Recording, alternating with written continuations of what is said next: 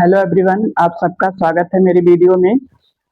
आज का जो वीडियो है वह है कुछ ऐसे विशेषणों पे जिसमें अंतर होते हैं। ठीक है, कुछ ऐसे समान अंतर पाए जाते हैं जिसमें दोनों में भेद करना थोड़ा मुश्किल होता है। तो चलिए शुरू करते हैं, देखते हैं इसको कैसे अंतर हम करें या फिर इसका भेद कैसे जानें। तो परिमाणवाचक और संख्यावाचक दो ऐसे विशेषण हैं, ठीक है, जिनमें अनिश्चित परिमाणवाचक और अनिश्चित संख्यावाचक ये दो होते हैं, दोनों में भेद। तो इसमें होता क्या है कि आप ये अच्छी तरह जानते हैं कि परिमाणवाचक क्या है और संख्यावाचक क्या है। पहले इसकी परिभाषा एक बार हम फिर से एक बार रिपीट करते हैं।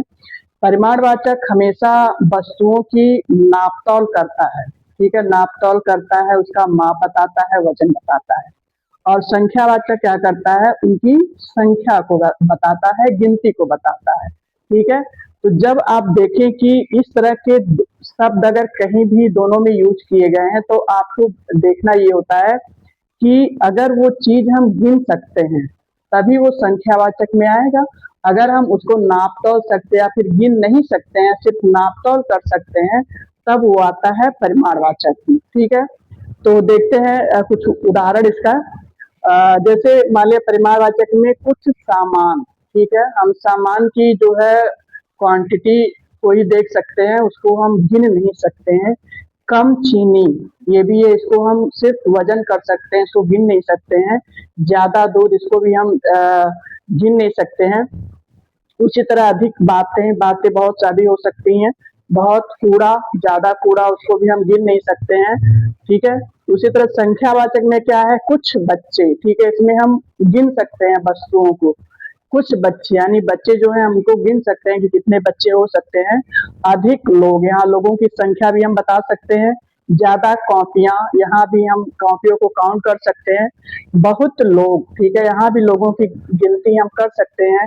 कम टॉफियां, यहाँ भी हम टॉफियों की गिनती कर सकते हैं। तो आपने देखा कि परिमाणवाचक और संख्यावाचक में दोनों में अंतर क्या होता है। ठीक है, अंतर सिर्फ इतना है कि संख्यावाचक में हम वस्तुओं या व्यक्तियों को, ठीक है, वस्तु या व्यक्ति, इसमें दोनों आते हैं, उसको हम गिन सकते हैं। और परिमाणवाचक में सिर्फ वस्तुओं को हम नाप तौल या वजन कर सकते हैं। ठीक है, तो दूसरा जो है आपका है सार्वनामिक, ठीक है, और सर्वनाम। ठीक है, तो ये दोनों में कुछ ऐसे भेद होते हैं जिसको समझना थोड़ा सा मुश्किल होता है। जैसे सर्वनाम क्या है, सर्वनाम हमेशा संज्ञा के स्थान पर आता है। और सार्वनामिक क्या है, सार्वनामिक वो है जो संज्ञा के साथ आता है, ना कि संज्ञा के स्थान पर। ठीक है, तो यहाँ पे कुछ एग्जाम्पल लिखा हुआ है। वह जा रहा है, ठीक है, अगर यहाँ पे कोई व्यक्ति का नाम है तो उसके जगह पर वह का प्रयोग किया गया है। और यहाँ पे क्या है, वह लड़का जा रहा है। ठीक है, तो यहाँ पे क्या है, वह सर्वनाम है और लड़का संज्ञा है। ठीक है, यहाँ पे दोनों का एक साथ प्रयोग किया गया, यानी इसका सार्वनामिक का दूसरा जो नाम होता है वो होता है संकेतवाचक। ठीक है, इसको हम संकेतवाचक भी बोलते हैं। क्यों बोलते हैं, क्योंकि यह सर्वनाम के माध्यम से संज्ञा की तरफ क्या करता है, संकेत करता है, इसीलिए इसको सार्वनाम संकेतवाचक भी कहते हैं। ठीक है, उसी तरह आपका यहाँ वह मेरे पिताजी हैं। ठीक है, या किसी विशेष व्यक्ति की तरफ किसी विशेष व्यक्ति के बारे में यहाँ बात की जा रही है, लेकिन यहाँ पे क्या है, वह व्यक्ति मेरे पिताजी हैं, यानी यह किसी विशेष व्यक्ति की तरफ संकेत किया गया है वह सर्वनाम के माध्यम से, इसीलिए यह हो गया आपका सार्वनामिक। ठीक है, यहाँ पे है इसे देखो। ठीक है, हम किसी भी वस्तु की तरफ कह सकते हैं कि इसे देखो, लेकिन यहाँ पे क्या किया गया है कि इस चित्र को देखो, यानी एक विशेष वस्तु की तरफ संकेत किया गया है, तो यहाँ पे आपका हो जाएगा सार्वनामिक। ठीक है, उसी तरह यहाँ पे है बाहर कोई खड़ा है। ठीक है,